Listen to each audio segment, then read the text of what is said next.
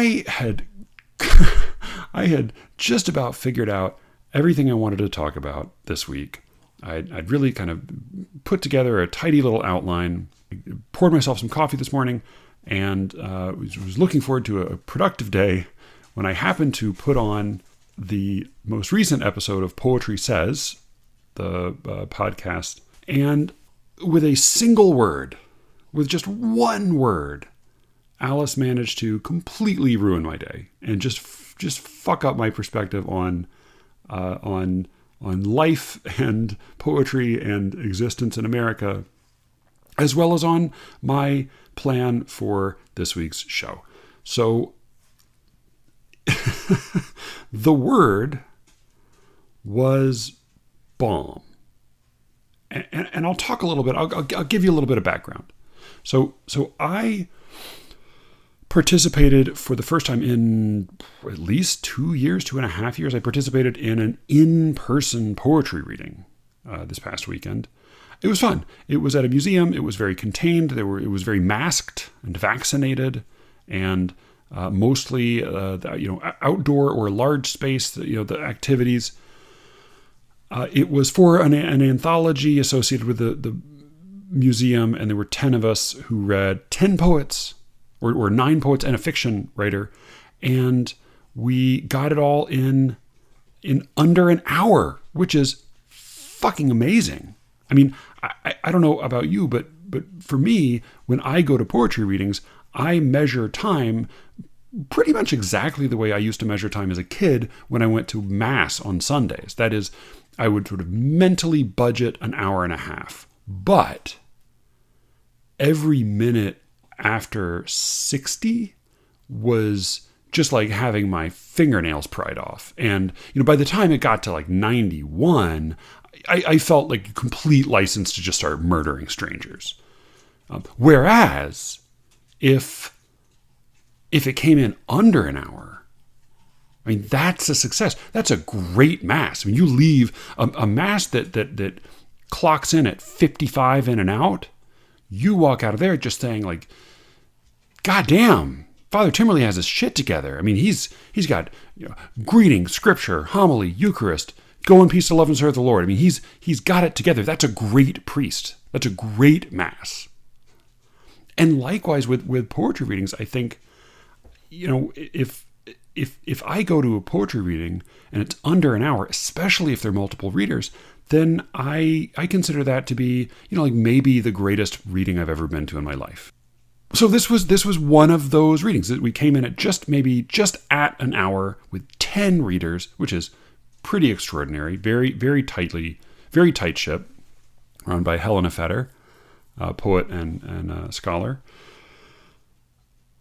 But Alice's podcast this morning really fucked me up. So the reason is that she was also talking about poetry readings. She was talking about poetry readings in Australia. She was introducing her guest for the day, a poet who's new to me, Maxine Beneba Clark. But in Alice's introduction, she mentions that she and Clark bond. She says they bonded over... By the way, if you hear... wow, that was loud. If you hear snuffling or whimpering or rustling, that is the sound of my sister-in-law's very tiny and elderly dog, who has... we're dog sitting tonight, and she has joined me in my makeshift studio to sniff around and lick up any leftover crumbs from my wife's lunch. So Alice was talking about bonding with Maxine Beneba Clark over the experience of having been to poetry readings when they were younger. And she very casually mentions the formative experience of going to a poetry reading, performing, and bombing. She says both Clark and she herself, Alice Allen, have multiple times bombed at poetry readings. And it was character forming. It It taught them a little bit about their poetry. It also helped them, feel connected to each other, to any other poets who'd had that experience. And at the thought of Alice or Clark bombing at a poetry reading, I was overwhelmed with just sickening jealousy. Because the thing about American poetry readings is that it's impossible to bomb. You can't bomb at an American poetry reading. Now, this may be different for spoken word.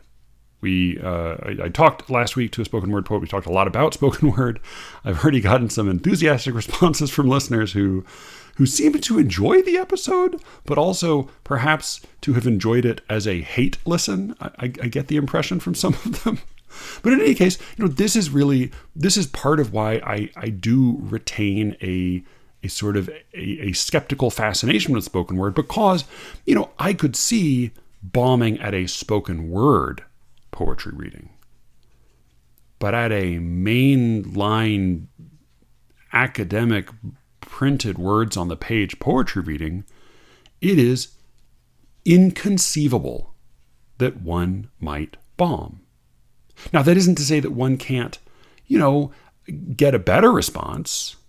I mean, getting a laugh at a poetry reading is, again, it's about like getting a laugh in church, right? People are desperate to laugh. So it's not that hard to kill at a poetry reading. But again, only because it's impossible to bomb. That is, in order to bomb, this is language that comedians use. People go to a comedy club. What do they expect? They expect to go to a comedy club and to laugh. They expect the person who gets up on stage to make them laugh. And if that person doesn't make them laugh, he doesn't even have to do something bad. He doesn't even have to actively offend. If the comedian merely doesn't make the audience laugh, boy, Oma, the little Oma is really rustling in these. What is she getting into here? Just relax. Just relax, baby girl. She's exploring. All a comedian has to do to bomb is nothing. It's just not achieve a thing.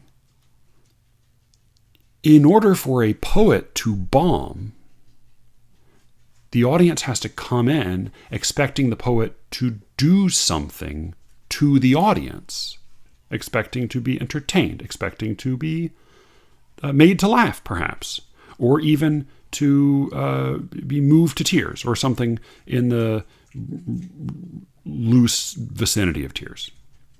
Those expectations are nowhere to be found. They are completely absent from American poetry readings.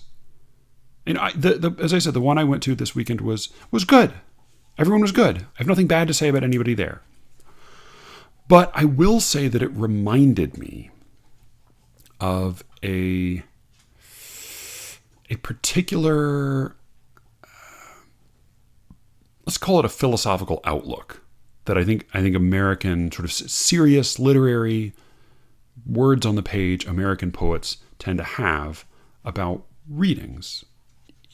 In the philosophical field of ethics, my understanding is that the big split between different philosophers who study ethics is between the consequentialists and the deontologists. Right? The deontologists, sometimes called the Kantians, they believe that when you do something good, all that matters is that you're doing your duty. The act itself is the right thing for you to do. That's what's important. That's what determines goodness. Whereas the consequentialists say, well, what really determines goodness is not your choice in that moment. It's not your intention exactly. It's what happens as a result of your choice. If what you do results in goodness for other people and goodness overall, then you did something good. And if what you chose to do resulted in harm to others, then it's bad. Now, there's some obvious problems with consequentialism. Among them, the existence of accidents, the existence of unintended consequences. And, at a certain point, if consequences are purely all that matter, then you can imagine a kind of a slippery slope that leads to a kind of a nonsensical, chaotic, aleatory system of ethics. But, it's not a bad idea in general to consider the consequences of your actions, I tend to think. Now, the consequentialists have some pretty devastating attacks on the deontologists.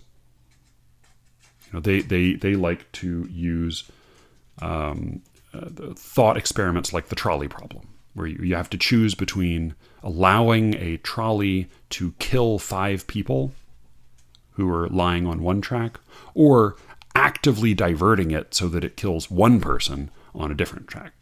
And the deontologists would say, well, you didn't put the people on the track, but if you pull the lever, you are choosing to kill that 1 person, and therefore you should not kill. It's wrong to pull the lever. Whereas the consequentialists say, are you fucking crazy? You're choosing between 5 lives and 1 life. You have to pull the lever. Now, the most extreme example of a consequentialist case against deontology, against mere goodness as duty, the most extreme version of this case is the thought experiment of the SS officer knocking on your door while you are hiding a Jewish family of refugees in your basement. Now, Kant famously and at some length proved that lying is objectively wrong. He demonstrated that, according to any rational vision of the world, lying is an intrinsic evil. It is wrong to lie. To lie is to undermine the very premise of speech itself. And so a deontologist would have to say, lying is wrong. And if what matters is that you're doing the right thing, regardless of what happens, then of course you can't lie. You can't lie to the SS officer, regardless of what he might choose to do with the information. Now, of course, almost no real person would say you should tell the SS officer the truth. And that's why consequentialists love examples like this, because it makes deontology seem ridiculous. I bring all of this silliness up because I think, I was reminded at this poetry reading, and then Alice took me back to it. I think that at American poetry readings, American poets are fundamentally deontologists. When people argue about poetry voice, or they argue about poets performing well or performing badly, having stage presence or not having stage presence, enunciating or not enunciating. When people argue about all these things, they're not unrelated to the central question, but they are somewhat beside the point. The point, from my perspective, is that when I see poets read, in almost every case, even with good poets who read clearly and slowly, in almost every case, what they seem to be doing is fulfilling their duty. That is, somebody said, hey, I'd like you to stand in front of this microphone and read poems, and I'd like you to read your poems and not go over 15 minutes. And so they are executing that duty. I was told to come here and read poems. If I come here and I read poems and I don't go over 15 minutes, I have fulfilled my duty. Therefore, I have done what I'm called upon to do. I have succeeded. Whereas maybe just because I have a terrible tendency to get distracted during readings, it is really difficult for me to follow any poem spoken aloud. It's really hard for me to follow any story spoken aloud, for that matter. But poems are shorter, so it's more pitiful in that case. I just have a really, really hard time. And so I assume everybody has a really hard time. Maybe, probably inaccurately. But I am a dyed-in-the-wool consequentialist when it comes to poetry readings, when it comes to performance in general. That is, if you read your 15 minutes and you didn't go over and you were audible the whole time and the mic worked, that's not enough. The question is not whether you fulfilled your duty. The question is, what effect did it have? What's the outcome?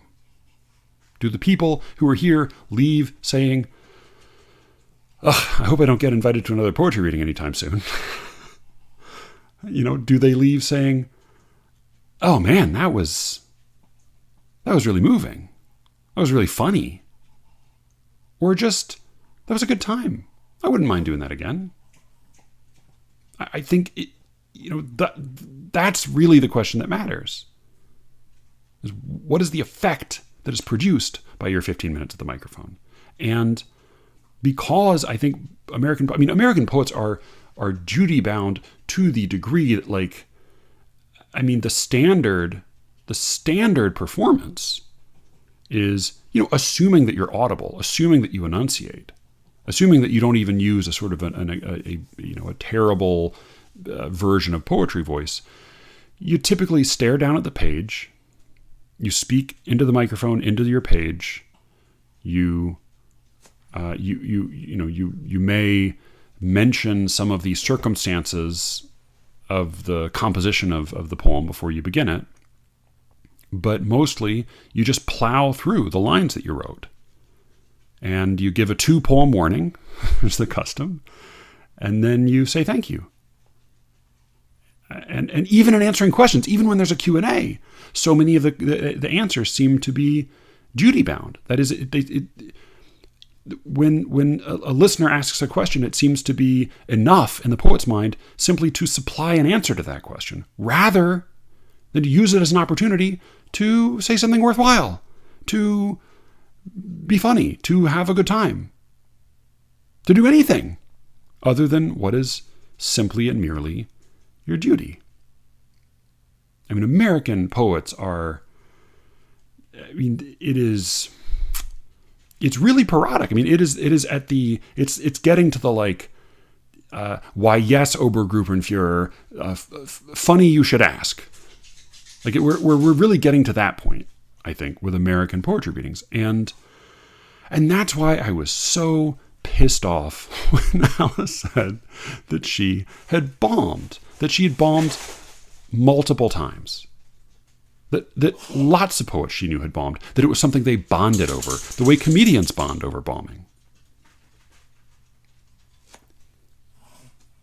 I've done badly at readings. I've read badly. I have certainly had my share of lackluster performances.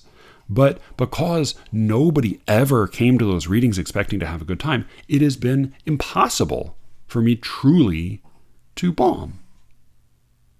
And that's what fucked me up, is that I have my goals and my resolutions and my tasks laid out for the day and for the month and the year, and I realized that this is a new major life goal I now have, is that at some point in my life, maybe I'll have to travel to Australia to do it, but at some point in my life, I would like to give a poetry reading, or even just participate in a poetry reading, and I just have the opportunity to bomb. Just have the possibility of bombing be a real possibility.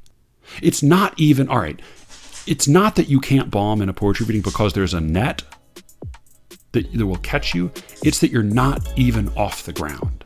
That's the poetry reading. You can't fall down because you're already at the bottom.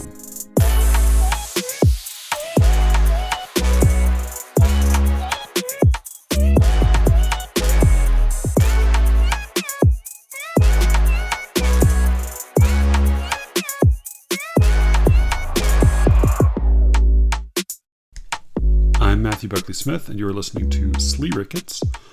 Thank you all, as always, for listening. And thank you especially to those of you who've had a chance to go into Apple Podcasts, iTunes, whatever.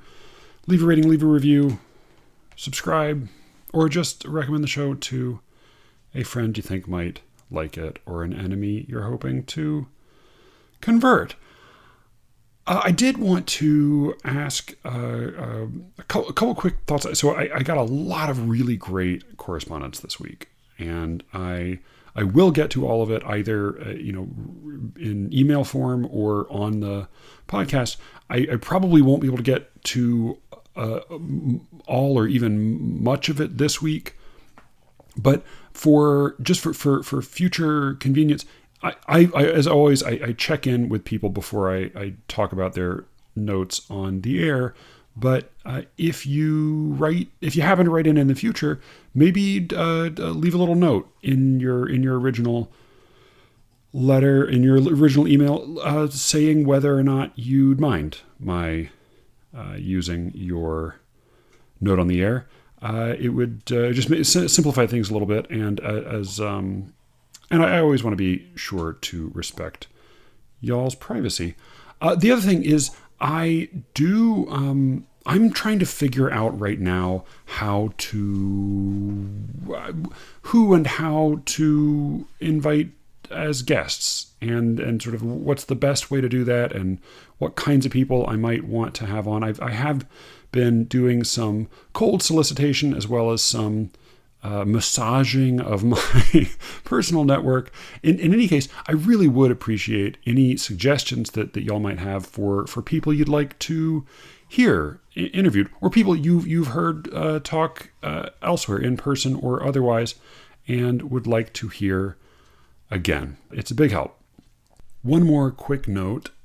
Next week, I will be discussing I'm Thinking of Ending Things, the novel by Ian Reid, as well as the movie by Charlie Kaufman. I'm going to be discussing both of these with previous guest Brian Platzer. If you are somebody who cares about having books and movies spoiled, then be warned, we are going to spoil this one quite thoroughly. So I mentioned that the poetry reading was at a museum. It was sponsored by the museum. The book that we were reading from was an anthology of poems mostly, and some pieces of prose, some stories and essays that were commissioned, so to speak, by the museum. Commissioned for free, but they were all pieces of Ekphrasis based on works of art in the museum's permanent collection. Ekphrasis, as anybody who's ever tried it or tried to read it can tell you, is always a dicey proposition at best. This was fun. It was fun, if nothing else, to have a chance to spend a little bit of time looking at and thinking about some very good art. So what follows is a wildly disproportionate quibble about an entirely insignificant detail in an otherwise terrific museum.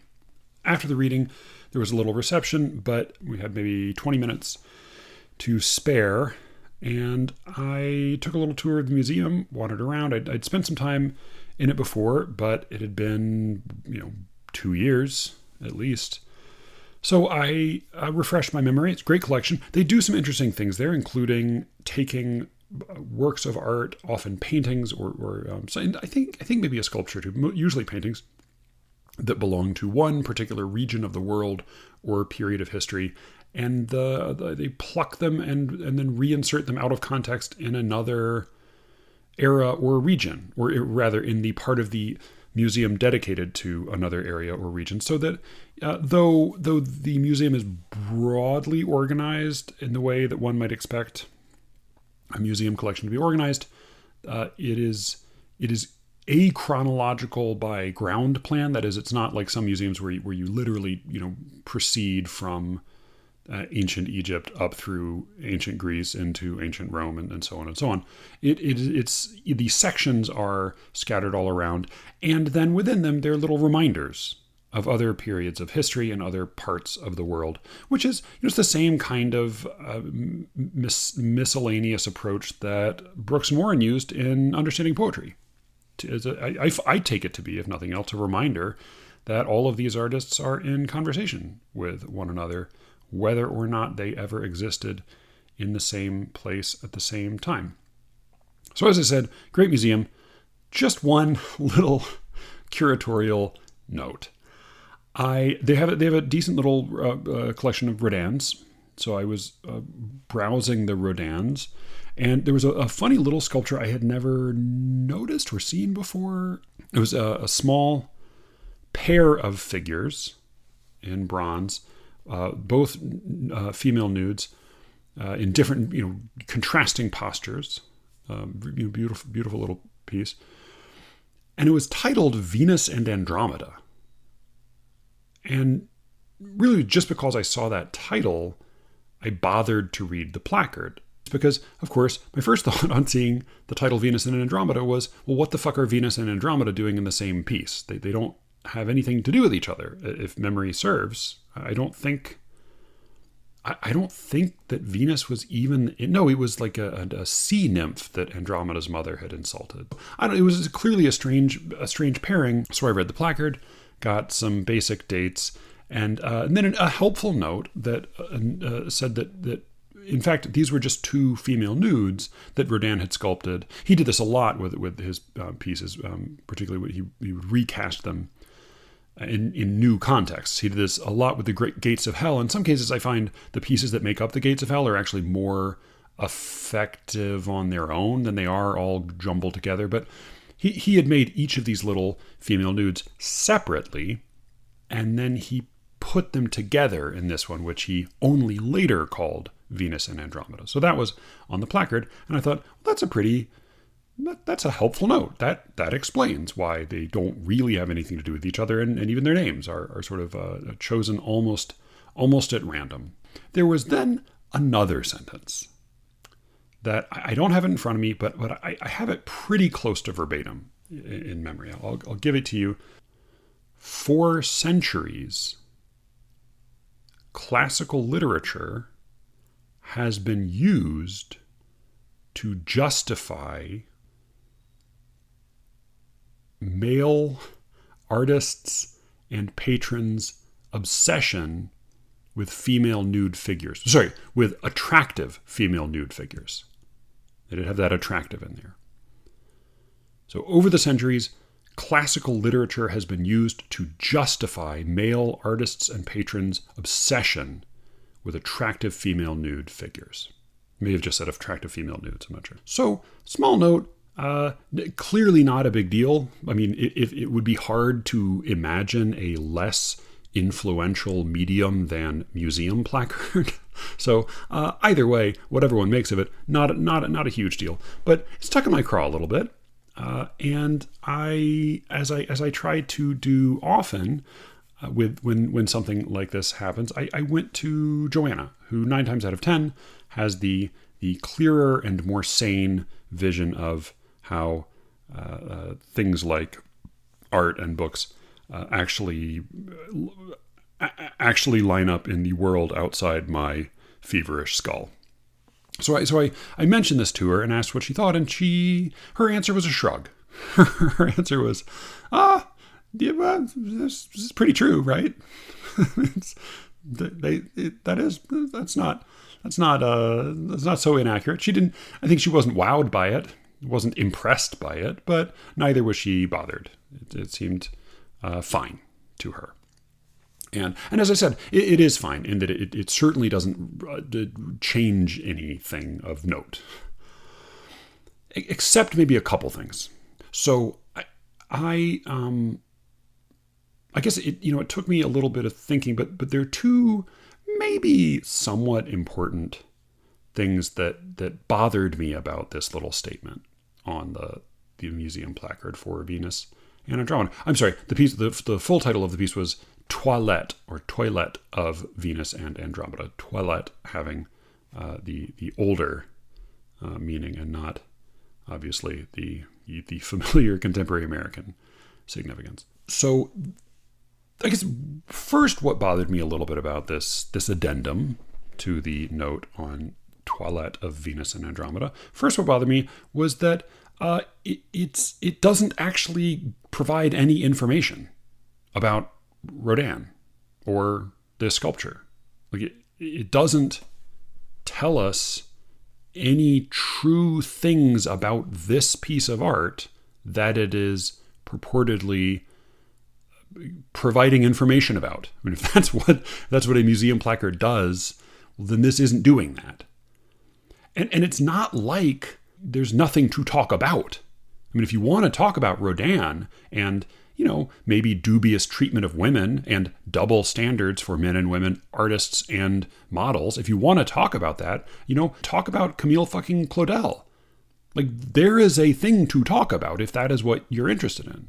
But just saying, broadly speaking, classical literature has been used to justify an obsession. This is not really telling us anything about the Venus and Andromeda piece that the earlier, very dry factual note didn't already tell us, which is that the names of the figures from antiquity, or not from antiquity, the names of the figures from classical myth don't really have very much to do with the sculptures themselves. They're two separate pieces that were later put together, and the names were added as a kind of an afterthought.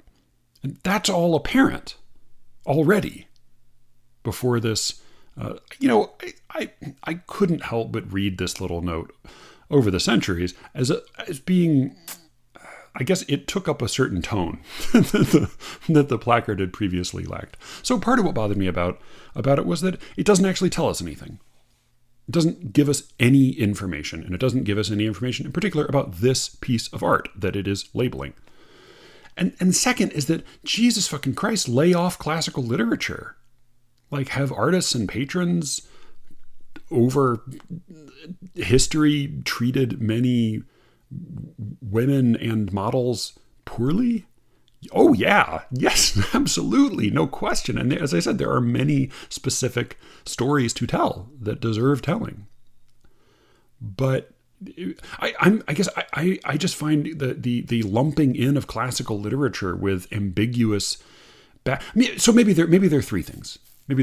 So one is that it doesn't give us any real information. Two is that it unnecessarily ropes in classical literature and puts that on the hook for the bad actors of history.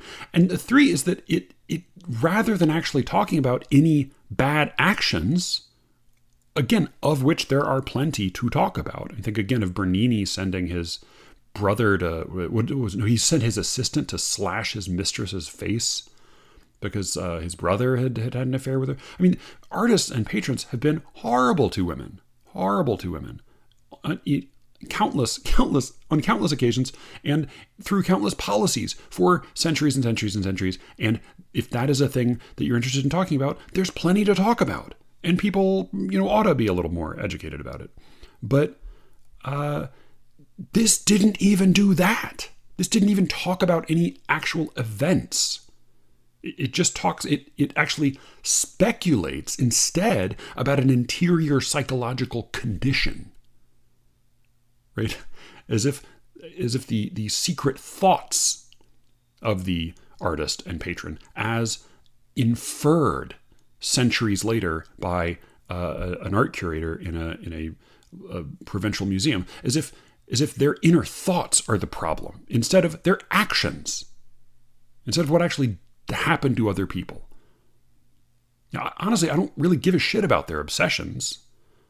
I'm interested in what they did, what they said, and what, on occasion, they painted or sculpted. So that was my objection to the little addendum. Again, couldn't be less significant ultimately because, the question I ask when I see a gesture or move or announcement or change in policy relating to some kind of shifting moray or a sense, particularly when it has to do with a sense of social justice. My mom's parents were they were activists, and he was a lawyer, and they were involved in a few different morally inspired campaigns for various causes. So I have respect for activism. I have respect for the pursuit of social justice.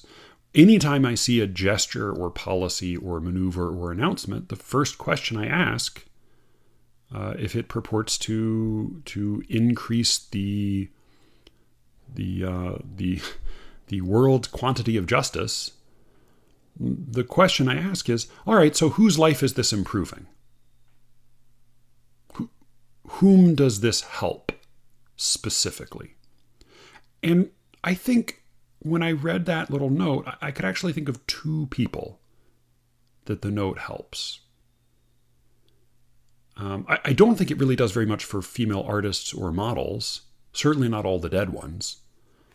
But I think the two people it helps are the person whose job it is to write that, right? The person who got a job out of, among other things, saying things like that. Right? That person is clearly helped by this, as the existence of this addendum.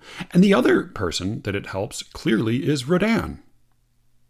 And in a particular way, and in a way that makes me actually feel a little bit more warmly toward the inclusion of that note. Because it's really not anything terribly new. Certainly not anything, unique to our culture or our moment. This is something that the existing dominant cultures have been doing with a previous era's art for as long as there have been previous eras to have art to do things to. I think of Dante's Inferno, in which he both condemns all of antiquity as being bereft of Christ's redemption, while at the same time redeeming it by putting it into his art. He brings it back into the world. He makes it, he purifies it by including it in a larger Christian story as belonging to the realm of the damned.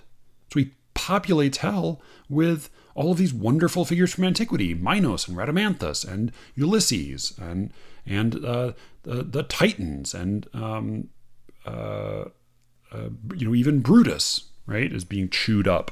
Brutus and Cassius are being chewed up alongside Judas Iscariot in the mouths of Satan himself. So he brings all of these ancient figures in, and all he has to do is put them in hell, and then they get to inhabit the most popular and enduring portion of his great poem. I think also of not long after, Michelangelo painted, in addition to painting the ceiling of the Sistine Chapel, he also painted the far wall, and on that wall he painted an enormous mural of the Last Judgment. I think it's a fresco. I think it's all fresco, the whole chapel. I don't remember, but I'm pretty sure. He did it separately from doing the ceiling on another occasion, but he painted the Last Judgment, terrific, enormous scene, again, of Christ and heaven and hell and the saved and the damned. Amazing piece. And following the model of classical antiquity and their art, which he, of course, was following his whole career, he painted many of the figures nude, saints and sinners alike. And the Council of Trent, I think shortly after his death, in the end, was when it happened. I think it was like a year or so after he died. The Council of Trent ruled that nudity in art was forbidden. And so a painter was brought in to cover up. The Pope hired a painter to cover up. I think it was a new Pope. I think the Pope who had commissioned the work had died. But the new Pope, Paul Clement, I don't remember. He commissioned a painter to come in and paint clothing over the certain sections of nudity, particularly I think of the women in the mural, so that the painting remains, but some of the figures are now covered with clothing or drapery or something to make them a little bit less offensive to the Council of Trent. And on one hand, that's infuriating. But on the other, they didn't do what Rockefeller did to Diego Rivera's mural the syphilis and the evils and corruptions of capitalism. I forget what is the name of that fucking painting. Great painting. Hold on a second. Right. Yeah. So it was at 30 Rockefeller Plaza, the home of many an NBC hit. So it was called Man at the Crossroads, and it included some imagery that was thought to be Diego Rivera was a communist or socialist or something. He was in that he existed on that end of the spectrum, and Nelson. So Nelson Rockefeller had commissioned the mural, and he was very offended by it. I found his letter. All right, this is kind of cool. So this is Nelson Rockefeller's letter, 1933 letter to Diego Rivera on seeing Man at the Crossroads. Dear Mr. Rivera, while I was in the number 1 building at Rockefeller Center yesterday viewing the progress of your thrilling mural, I noticed that in most recent portion of the painting, I think there's a missing article there, you had included a portrait of Lenin. The piece is beautifully painted, but it seems to me that his portrait appearing in the mural might very easily seriously offend a great many people. If it were in a private house, it would be one thing, but this mural is in a public building, and its situation is therefore quite different. As much as I dislike to do so, I am afraid we must ask you to substitute the face of some unknown man where Lenin's face now appears. You know how enthusiastic I am about the work which you have been doing, and that to date we have in no way restricted you in either subject or treatment. I am sure you will understand our feeling in this situation, and we will greatly appreciate your making the suggested substitution. With wishes, I remain sincerely, Nelson A. Rockefeller. Needless to say, Rivera didn't take Lenin out, and the piece was destroyed. So that's the alternative, right? And so in that case, I'm kind of grateful to the breeches or the clothing or the dresses or togas put on all those figures in Michelangelo's Last Judgment, because the painting remains. There's also The Wanderer, which is one of my favorite Old English poems. Has this? It's very clearly the mournful soliloquy of a warrior whose ring giver, whose pagan king has died, and he is wandering alone through the wastes of the icy sea, and the world as he knows it has begun to collapse, and there's death and war everywhere, and he has no more friends or family left. It's a deeply dark and sad poem, and a pretty moving one. But it has, as these weird bookends on either side, it has, in a way that is far less subtle than some similar tweaking that happened in The Seafarer, I believe. It just has at the beginning these little intrusions in which a voice says, "Hey, God and Jesus are good. So here's what a man says when he realizes that Jesus is good." And then at the end, that same voice jumps in again and says, "Just in case you were wondering, all that stuff, that was about Jesus and God, and Christ is good."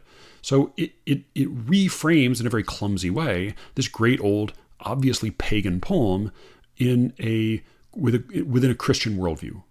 And it's annoying in that sense, but it also allows the piece to exist. And in some cases, especially with Dante, the later brackets or bookends or reframing it can be a piece of great art in its own right.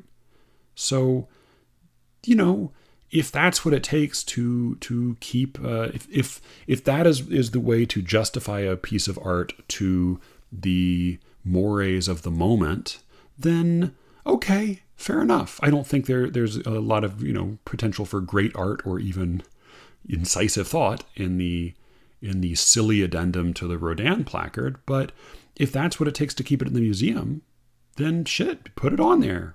Slap some other vague psychological speculation about ambiguous, unnamed, anonymous historical bad guys. Go ahead.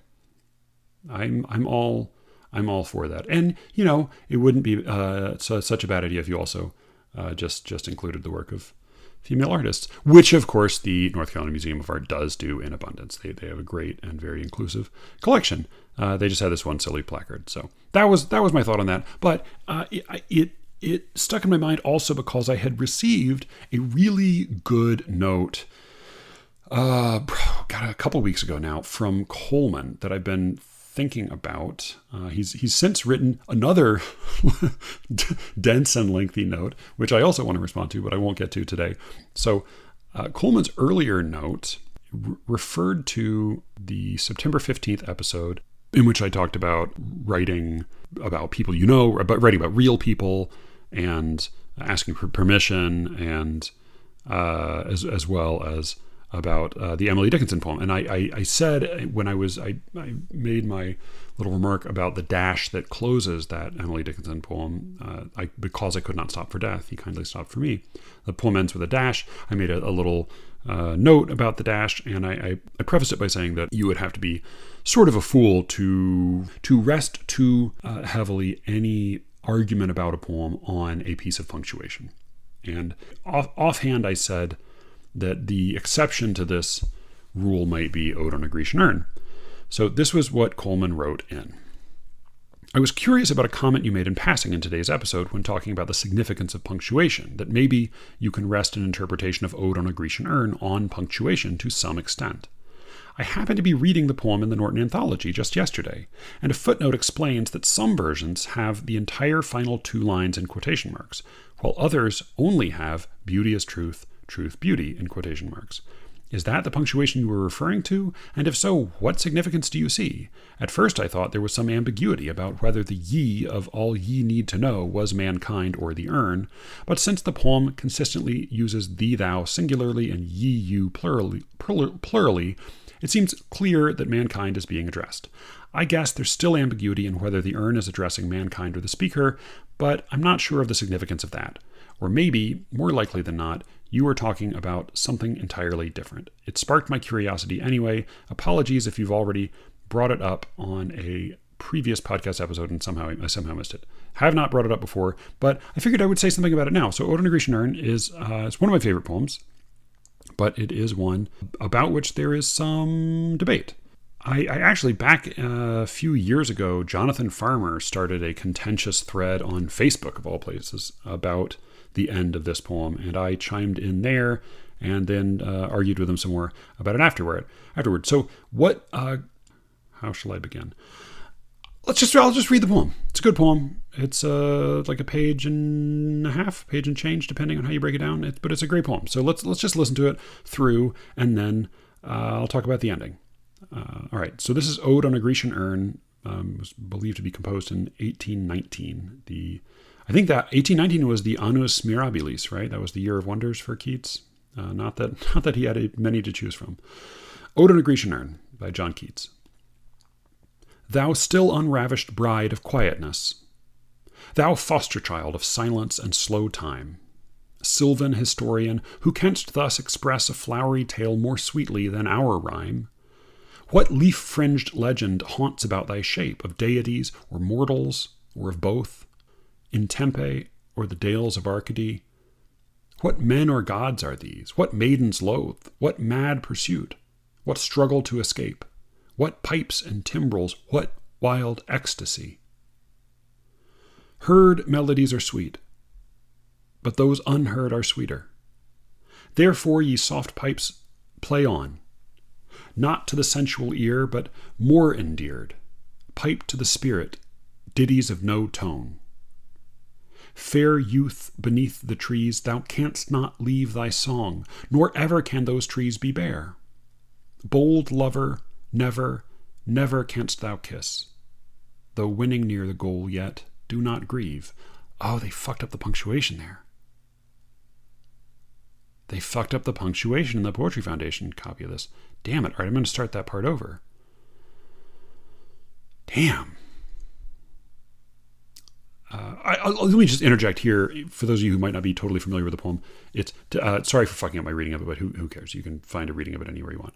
The poem is addressed to an urn, And the urn is an old Greek urn. It's covered with images, and they're images of people in various activities. And Keats, or the poet speaker, waxes on about how lovely and ideal all of these scenes in the urn are. In fact, even the painted musicians, who of course are silent, that silent music that we can't hear is even sweeter than any actual music, because actual music is always going to be flawed in some way. It's always going to be limited in some way, even if it's just limited to being one piece of music and not another. And then he sees that there is a man straining to kiss a young woman, and of course, because they are painting, they will never quite meet.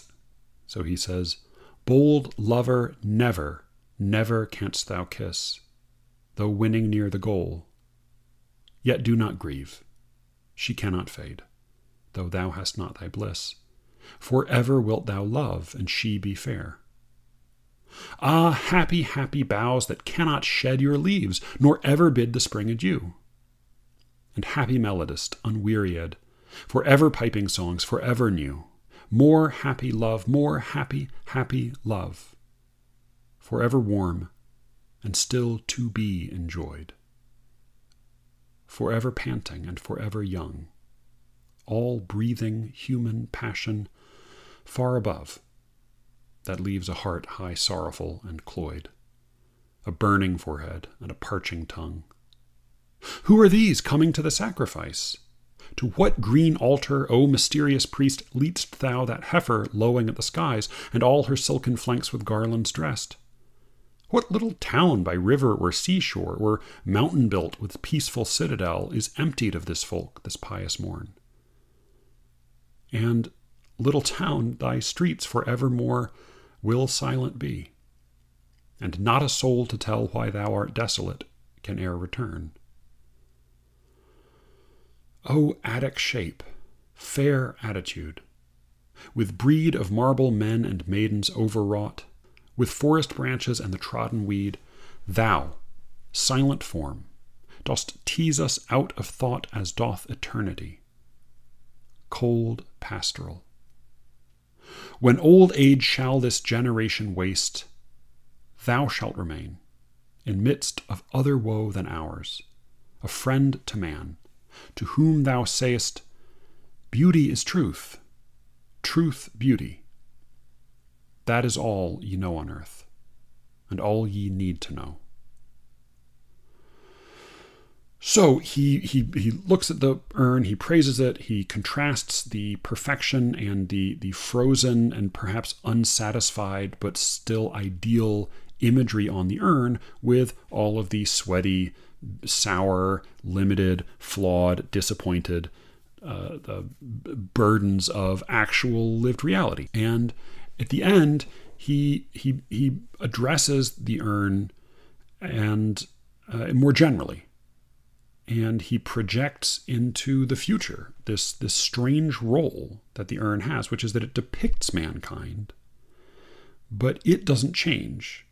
It always depicts the same thing, always perfect, always frozen, and mankind keeps going on, misery to misery, reproduction to reproduction, age to age, loss to loss.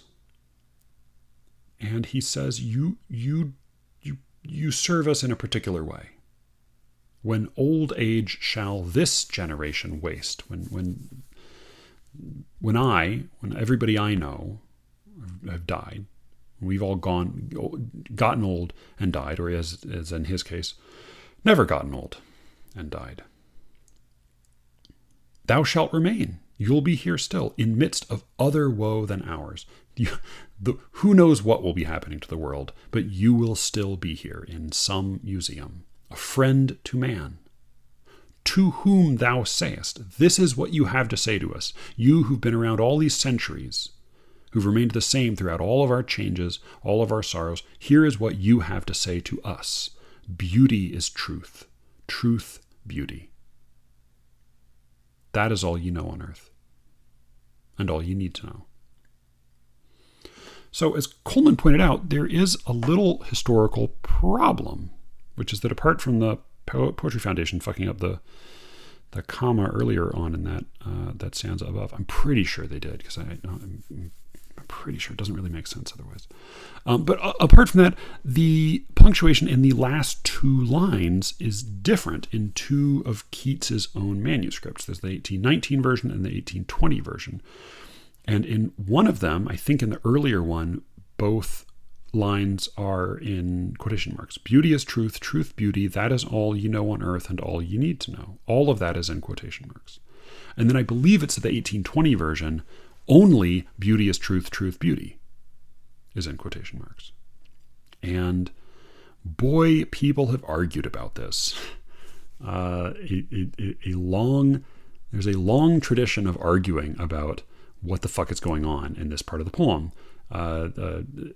I.E. Richards, Arthur Quiller Couch, T.S. Eliot, Cleanth Brooks, M.H. Abrams, just to name those who are rattled off on the Wikipedia page, all had slightly different takes on what the hell is going on here. A lot of them were disappointed in the obvious flimsiness of Keats' claim. Right? If Keats is celebrating what the urn is telling us, and he gives the urn the last word in the poem, then this last word is nonsense, right? Beauty is truth, truth beauty. Well, as a couple of them pointed out, it doesn't take much lived experience to recognize that that's just not the case. There's beauty and there's truth, and they sometimes coincide. That's about all you can say for them. So just that much, if that's the last word he's giving to his readers, well, that's quite questionable. But then to follow it up by saying, that is all ye know on earth and all ye need to know, well, what the fuck does that mean? That's insane. It is insane to say that is all ye know on earth and all ye need to know. What? How could it possibly be that? So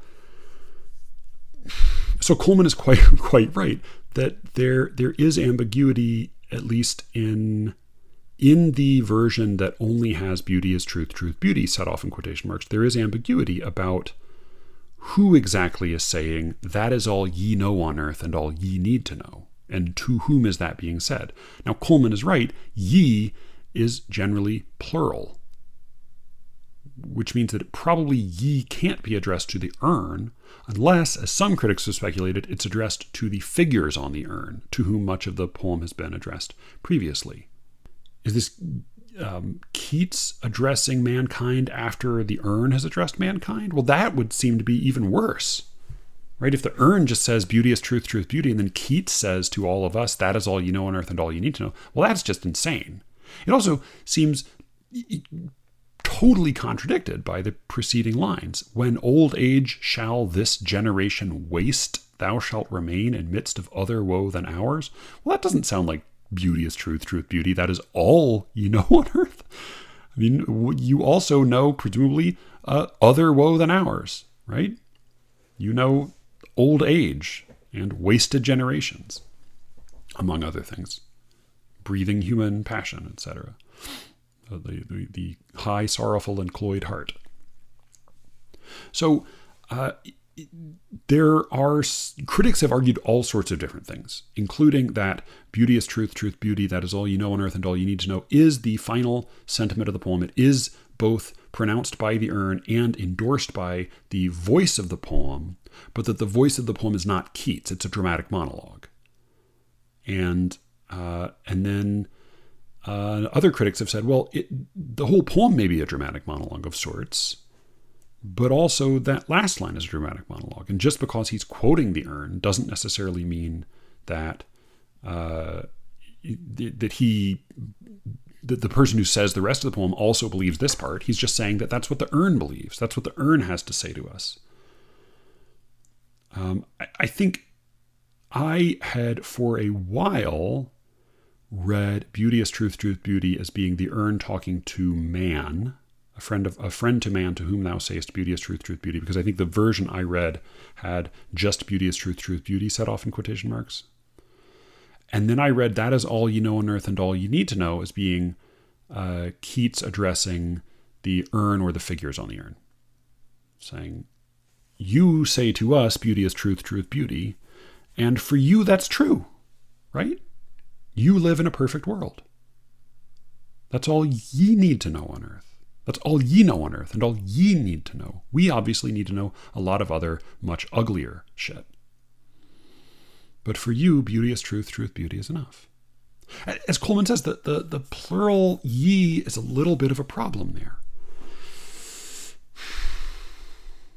But I'm not totally satisfied that, well, I think then there's also a little bit of a problem with the urn having this to say to mankind. I mean, one wonders, well, if the urn has bothered to say beauty is truth, truth, beauty, then why bother to say the rest of it other than to fill out the stanza?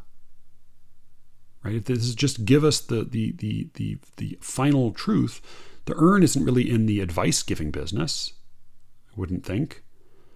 So then there was, a few years ago, there was another piece of, about 20 odd years ago, there was an article published by Dennis Dean that made another claim, which is that both sets of quotations are right in their own way. But he says in other poems, Keats sometimes leaves quotations not marked explicitly.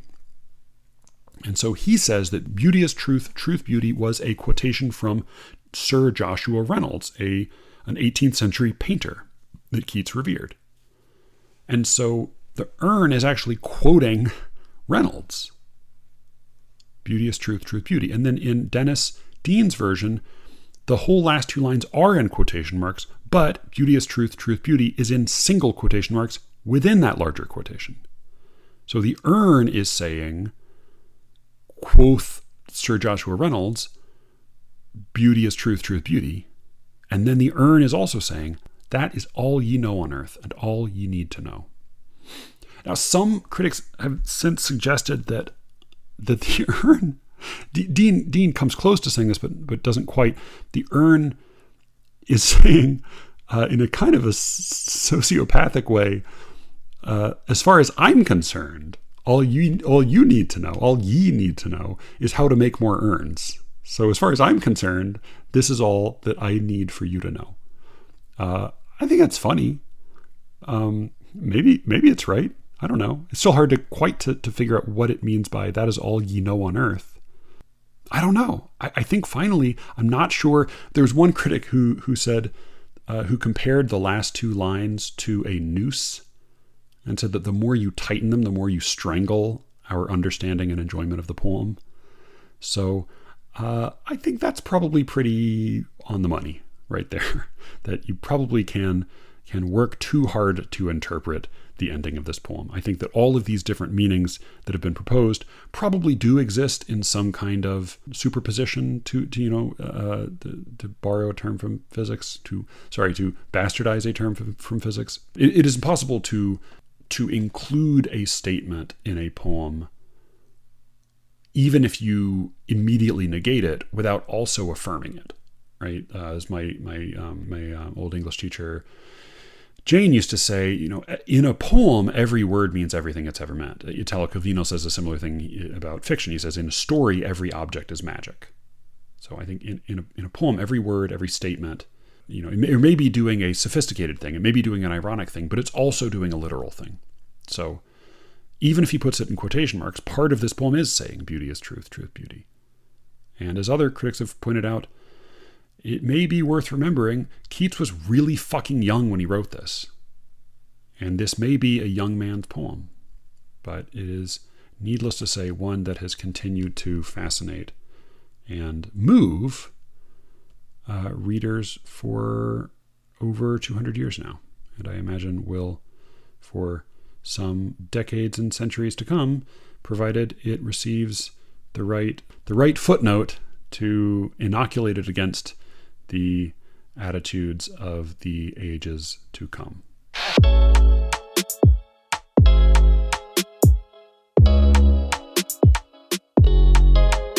So in some of my recent emails with Alice, she mentioned that she has took a class in the past with Joshua Meegan. She's going to be taking a class with him coming up soon on rhyme, I think, which sounds pretty fucking good.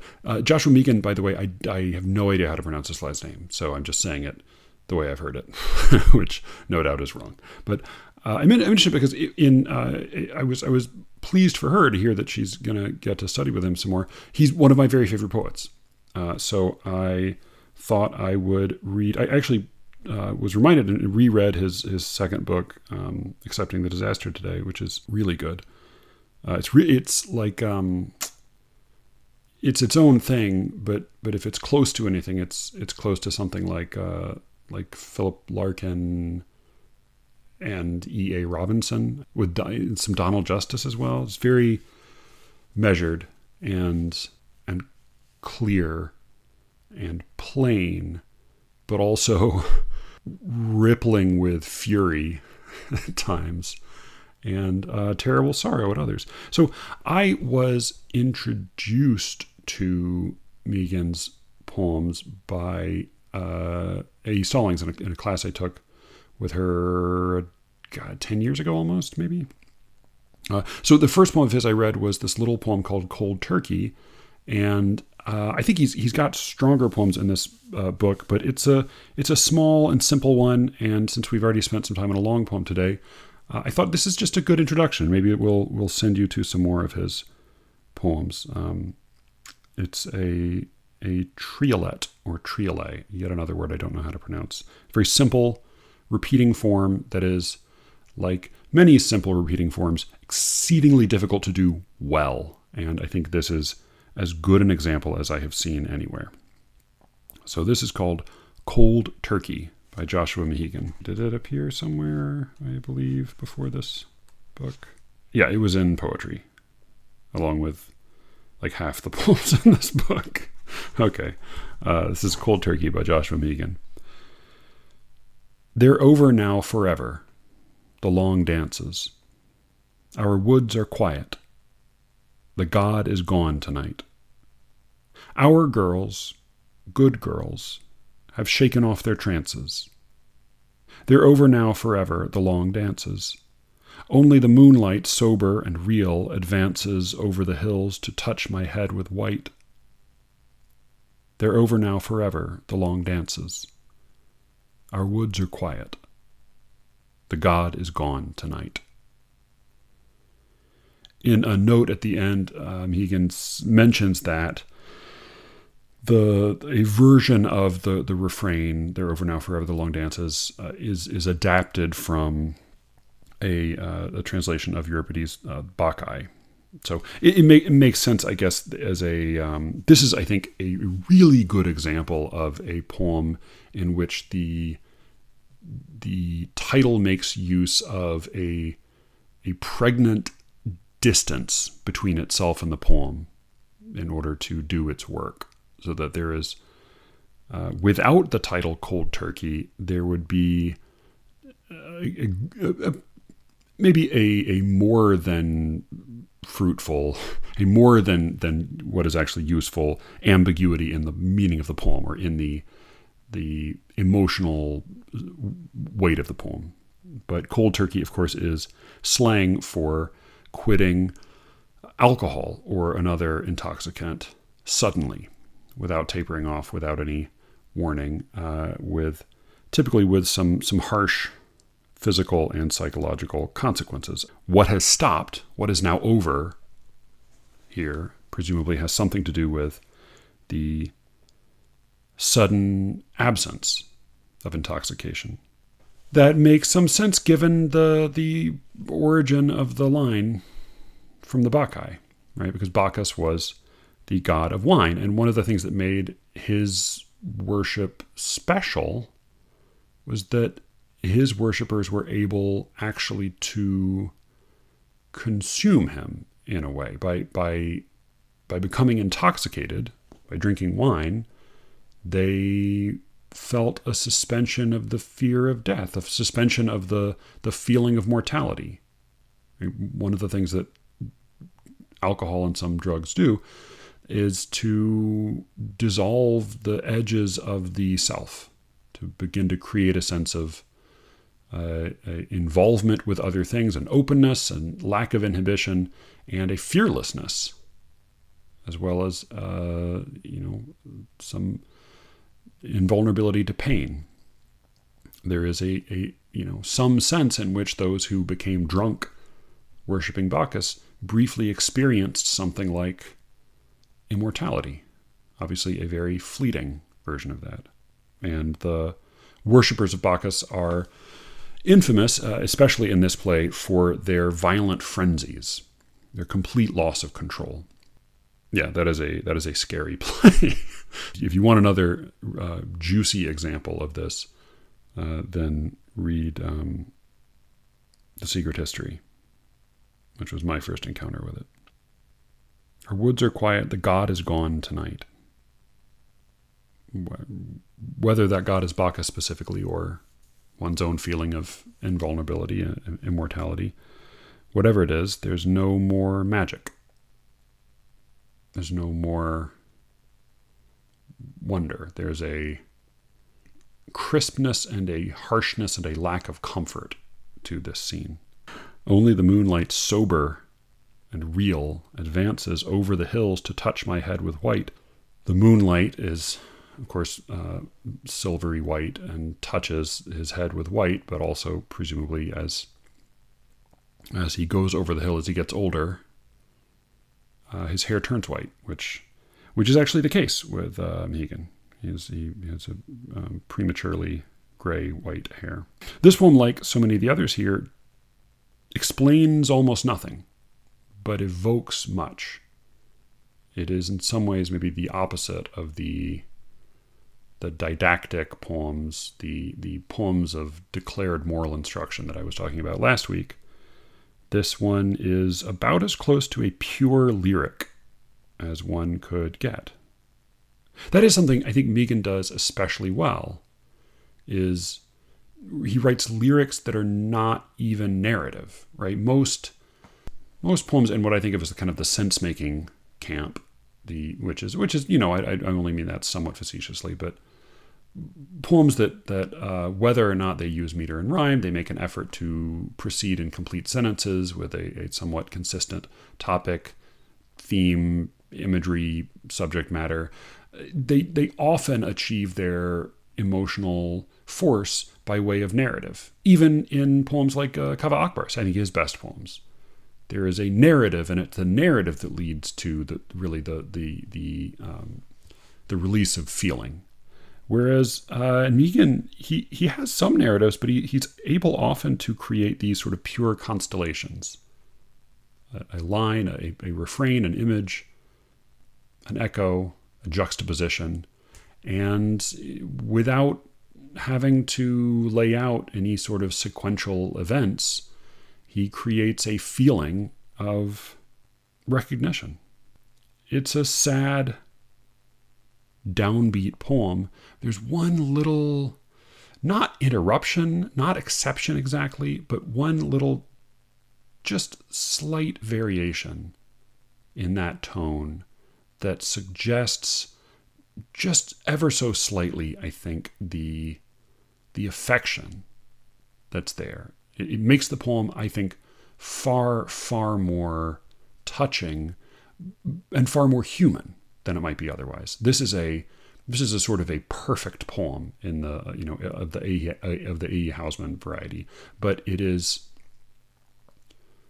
softened by this one very, very small note in the third line. Our girls, good girls, have shaken off their trances. That good girls, it's familiar, it's maybe even a little paternalistic, it's maybe even a little possessive, but it's loving, it's wistful, it is human, it's unguarded. It's an unguarded, reflexive expression of feeling. Our girls, good girls, have shaken off their trances. And then back to the solemn march. The clear, simple, plain-spoken acknowledgement. I think that's really what this poem is. It's an acknowledgement. I'll just read it one more time. I don't have a whole lot to add. It's a very short poem. It is a very simple and yet difficult form to achieve, to pull off well. And if you pull it off well, then you've probably pulled it off well in a way that is hard to account for, as I think it's certainly the case here. Cold Turkey by Joshua Mehigan. They're over now forever, the long dances. Our woods are quiet. The god is gone tonight. Our girls, good girls, have shaken off their trances. They're over now forever, the long dances. Only the moonlight, sober and real, advances over our hills to touch my head with white. They're over now forever, the long dances. Our woods are quiet. The god is gone tonight. That was Cold Turkey by Joshua Mehigan. As I said, it was the first poem of his I read, and it sent me into the rest of his work, which is really terrific. He is a poet who publishes very seldom. He's only published 2 books in some 15 years or more at this point, 16 years since his first book. He publishes, I think he's on like a 10-year model, like Larkin or Mary Sybist. But anytime he publishes something, it's worth seeing.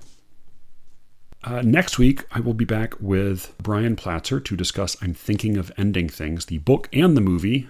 It's again, worth reading, worth seeing. Check that out if you would like before we talk about it next week. And I said I was corresponding with Alice a little bit. Just a quick heads up. It's down the road in a few weeks, we are going to be doing an episode together, which I think will be a lot of fun. So I will tell you more about that when we get closer to it.